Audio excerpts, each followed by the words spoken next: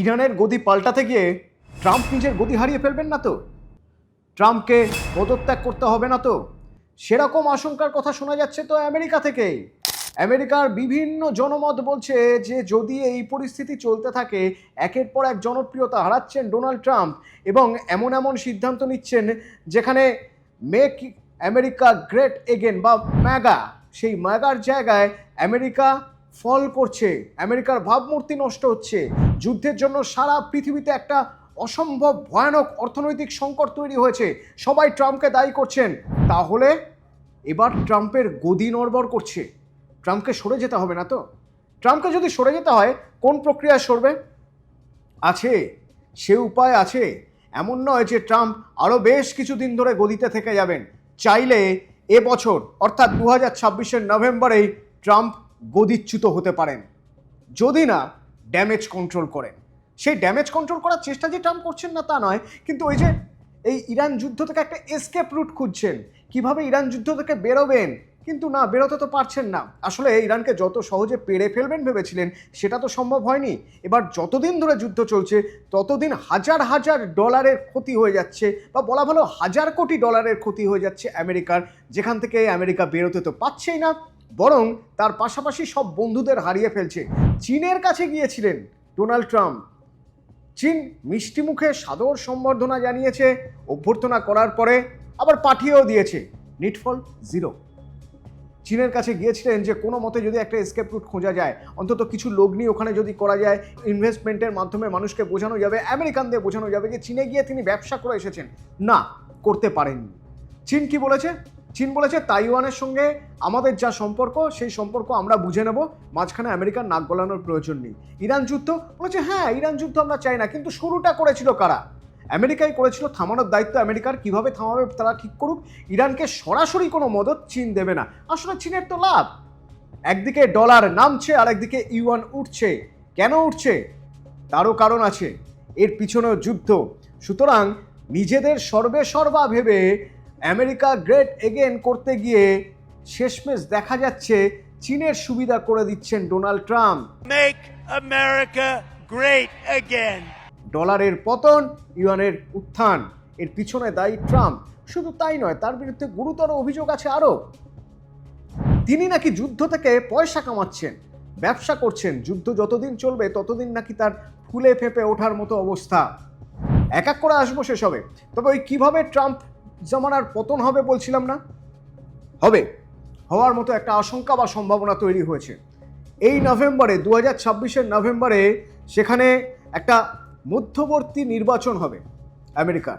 এই মধ্যবর্তী নির্বাচনের আগে কোথাও ভয় পেয়ে গেছেন ট্রাম্প। ট্রাম্প নিজেই বলছেন যে মধ্যবর্তী নির্বাচনে জিততেই হবে, কারণ যদি তারা না জেতেন তাহলে ডেমোক্র্যাট তাকে ইমপিচ করার নানা কারণ খুঁজে বের করবে। এই ইমপিচ করা, ইমপিচমেন্ট কি? এই ইমপিচমেন্ট হলো একটা প্রক্রিয়া, যে প্রক্রিয়ায় যারা আইন প্রণেতা তাদের বিরুদ্ধে অভিযোগ আনা যায় এবং সেই অভিযোগ ভোটাভুটির মাধ্যমে ঠিক হয় যে অভিযোগের সত্যতা কতটা মিথ্যে। যদি ভোটাভুটিতে মনে হয় যে হ্যাঁ, এই অভিযোগকে গুরুত্ব দিয়ে দেখতে হবে, এই অভিযোগের জন্য আইনি প্রক্রিয়ায় যেতে হবে, তাহলে সরে যেতে হবে, প্রেসিডেন্টকে সরে যেতে হবে। এটা আমেরিকার একটা নিয়ম। তো সেই নিয়ম কখন খাটবে? যখন ডেমোক্র্যাটরা রিপাবলিকান থেকে বেশি ভোট পেয়ে যাবে, তখন কংগ্রেসে আর কোনো জায়গা থাকবে না সেভাবে রিপাবলিকানদের। ডেমোক্র্যাটরা তখন আধিপত্য পাবে, তখন তারা ইমপিচমেন্টের কথা বলবে। এবং ইমপিচমেন্টে যদি সংখ্যাগরিষ্ঠতা হারায় ডোনাল্ড ট্রাম্প, তাহলে সেক্ষেত্রে ট্রাম্পের অবস্থা খারাপ, একেবারে হাঁড়ির খাল, গদি ছাড়তে হতে পারে ট্রাম্পকে। যদিও ট্রাম্প তাতে খুব একটা ভয় পান বলে মনে হয় না, তার কারণ এই তো প্রথম নয়, এর আগেও দুবার ইমপিচমেন্ট হয়েছে ট্রাম্পের বিরুদ্ধে। এই তো যদি আমরা এক এক করে দেখি, প্রথম ইমপিচমেন্ট হয় 2019 সালে, ট্রাম্প জামানা মানে ট্রাম্প রেজিমের প্রথমে 2019 সালে। কি অভিযোগ ছিল? অভিযোগ ছিল ক্ষমতার অপব্যবহার এবং কংগ্রেসের কাজে বাধা দেওয়া এবং ইউক্রেনের উপর রাজনৈতিক সুবিধা আদায়ের উদ্দেশ্যে চাপ প্রয়োগের অভিযোগ। যদিও ভোটাভুটিতে তিনি অভিযোগ থেকে খালাস পেয়ে যান, কিন্তু তারপর 2019-এর পর ঠিক 2 বছরের মাথায় আবার ইমপিচমেন্ট। সেই ইমপিচমেন্টে কি অভিযোগ? আরো মারাত্মক অভিযোগ। বলা হলো বিদ্রোহে উস্কানি দিয়েছেন ডোনাল্ড ট্রাম্প। ট্রাম্প এবং তার সহযোগীরা এমন একটা পরিস্থিতি তৈরি করে দিয়েছিল যে তাতে প্রাণঘাতী হামলা হয়েছিল। সেনেটের যেসব সদস্যরা রয়েছেন মার্কিন ক্যাপিটাল ভবনে, সেখানে তাদের উপর একটা প্রাণঘাতী হামলা হয়েছিল। এরপরেও ইমপিচমেন্টে সেই অভিযোগ থেকে তিনি মুক্ত হয়ে যান। কেন না, এই ইমপিচমেন্টে তাকে অভিযুক্ত করতে গেলে 2/3 ভোট লাগে। মানে হিসেব করে দেখতে গেলে দোষী সাব্যস্ত করতে গেলে 67টি ভোট লাগে। সেবার তিনি 57-43 ভোটে বেঁচে যান। সুতরাং সেক্ষেত্রে তার মাথায় যে একটা চিন্তা ঘুরছে না তা নয় যে এর আগেও 2বার ইমপিচমেন্ট হয়েছে, আগের 2বার বেঁচে গেছেন, এবার বাঁচবেন তো এবার যদি বাঁচতে হয় তাহলে প্রথমে যেটা করতে হতো তাতে ইরানের যুদ্ধটা নিয়ে অনেক ভাবনা চিন্তা করতে হতো, অনেক ক্যালকুলেটিভ ওয়েতে এগোতে হতো। ইসরায়েলের সঙ্গে সহযোগিতা করে একসঙ্গে ইরানের পুরো গদি পাল্টে দেবো, ইরানের সব শেষ, হ্যাঁ, ইরানের শাসনতন্ত্র শেষ করে দেবো, দিয়ে নতুন শাসনতন্ত্র তৈরি করে দেবো। ভালো, যদি করতে পারতেন তাহলে ভালো, তাহলে তো সবচেয়ে বেশি আমেরিকাই লাভবান হতো। ইরান মানে হচ্ছে সম্পদের বলা যেতে পারে স্বর্গরাজ্য। হ্যাঁ, তাদের ইউরেনিয়াম, তাদের যাবতীয় খনিজ সম্পদ, তাদের তেল, সেই সব কিছু চলে আসতো আমেরিকার হাতে। কিন্তু উল্টো দিকটা কি হতে পারে একবারও বোধহয় ভেবে দেখেননি ট্রাম্প। ভেবে দেখেননি যে ইরান তলে তলে কতটা শক্তিশালী, ইরানকে অত সহজে কাবু করা সহজ হবে না। শেষমেশ দেখা গেল ইরান একের পর এক যুদ্ধ চালিয়েই যাচ্ছে। ইরান যে পরিমাণ ড্রোন হামলা করছে, সেই ড্রোন হামলা থেকে বাঁচতে তার 4 থেকে 5 গুণ বেশি টাকার অস্ত্র খরচ করতে হচ্ছে আমেরিকাকে। এবং এটা দিনের পর দিন। শেষমেশ কি হচ্ছে? আমেরিকার অর্থনীতিতে বড় ধাক্কা খাচ্ছে। এবং ট্রাম্পের দাদাগিরি, আমেরিকার দাদাগিরি, যুদ্ধ আমরা শুরু করেছি, আমরা শেষ দেখে ছাড়বো, এই শেষ দেখে ছাড়তে গিয়ে দিনের পর দিন ক্ষতি হয়েই চলেছে, অর্থনীতিতে ধস নেমেই চলেছে আমেরিকার। কিন্তু আমেরিকা বেরোতে পারছে না এখান থেকে। প্রেস্টিজ ইস্যু, ইগোর লড়াই, বেরোবেন কি করে? শেষমেশ পাকিস্তানের হাতে দায়িত্ব দেওয়া হলো। পাকিস্তানের উপরে যখন দায়িত্ব দেওয়া হলো তখন পাকিস্তান একটা টেবিলে বসানোর চেষ্টা করলো। সেখানে আবার সমস্যা হলো কি না, সেখানে বারবার করে বলা হলো যে আমেরিকা শর্ত চাপিয়ে দিচ্ছে, সেই শর্ত যেন ইরান মেনে নেয়। একেবারেই মানেনি ইরান, বরং ইরান এমন একটা মারাত্মক শর্ত চাপিয়ে দিয়েছিল যা ট্রাম্পের মাথা নিচু করতে বাধ্য। কীরকম শর্ত না, সেই শর্ত হলো যে যদি বৈঠকে বসতেই হয়, যদি সমঝোতা করতেই হয়, তাহলে ডোনাল্ড ট্রাম্প মানে আমেরিকার প্রেসিডেন্ট নন, ভাইস প্রেসিডেন্ট জেডি ভান্সের সঙ্গে ইরান সমঝোতার আলোচনায় বসবে, যা ট্রাম্পের জন্য অপমানকর। কিন্তু ট্রাম্পের তো হাত পা বাঁধা, এখন কিছু করার নেই। ওই যে ঘোড়ার পিঠে তিনি উঠে পড়েছেন, এবার পাগলা ঘোড়া ছুটবেই, তাকে শুধু তাল মিলিয়ে যেতে হবে। যুদ্ধ তো চলবেই, তার পিছিয়ে আসার উপায় নেই। তার ইগো, তার সব কিছু নষ্ট হয়ে যাবে। তাহলে তাকে লড়তে হবে, তাকে এইভাবেই থাকতে হবে, এসকেপ রুট পাওয়া যাচ্ছে না। জেডি ভান্স প্রসঙ্গে এই কারণেই এলো, তার কারণ এই আমেরিকারই একজন জনপ্রিয় রাজনৈতিক ভাষ্যকার কাইল কুলিন্সকি শো, সেখানে তিনি বলছেন ট্রাম্পকে ইমপিচ করে জেলে পড়া উচিত, তার বদলে সুযোগ্য হিসেবে ভাইস প্রেসিডেন্ট জেডি ভান্স তিনি দায়িত্ব নিন অবিলম্বে। বলছেন সংবিধানের 25তম সংশোধনী প্রয়োগ করুন। স্পষ্ট যেখানে লেখা রয়েছে যে প্রেসিডেন্ট যদি দেশ চালাতে ব্যর্থ হন তাহলে ভাইস প্রেসিডেন্ট দেশ চালানোর জন্য হাল ধরবেন।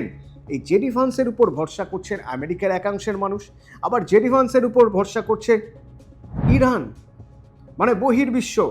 তারা বিশ্বাস করছেন যে এই যে ক্ষয়ক্ষতি হচ্ছে দুই দেশের তো শুধু নয়, পৃথিবীর বিভিন্ন দেশে, সেখান থেকে বাঁচাতে গেলে বুদ্ধিমত্তার সঙ্গে কোনো সমঝোতা যদি করা যেতে পারে তাহলে সেটা জেডি ভান্সের সঙ্গে করা যেতে পারে, সেটা ডোনাল্ড ট্রাম্পের সঙ্গে নয়। তার কারণ ডোনাল্ড ট্রাম্পের উপর মানুষ বিরক্ত, প্রচুর মানুষ বিরক্ত। তিনি তো মনে করছেন দেশ দুনিয়া চালাবেন সোশ্যাল ট্রুথের মাধ্যমে, তার যে সোশ্যাল মিডিয়া সেটাতেই তিনি একটা একটা করে কথা লিখছেন, সেই কথার একটা রিয়াকশান হচ্ছে, সেই রিয়াকশানে কখনো আমেরিকার শেয়ার বাজার একরকমভাবে চলছে, এক খাতে বইছে, কখনো বিশ্ব শেয়ার বাজার অন্যদিকে চলে যাচ্ছে। এবং এই সব কিছুই হচ্ছে তার এক একদিন এক একটা উদ্ভট কথার মাধ্যমে, যা দিয়ে তিনি প্রভাবিত করার চেষ্টা করছেন মানুষকে, ইনসাইডারদের সুবিধা করে দিচ্ছেন, যা দিয়ে তিনি যুদ্ধ থামানোর চেষ্টা করছেন। কিন্তু সোশ্যাল ট্রুথ দিয়ে কি আর যুদ্ধ থামানো যায়? ফলে কি হচ্ছে?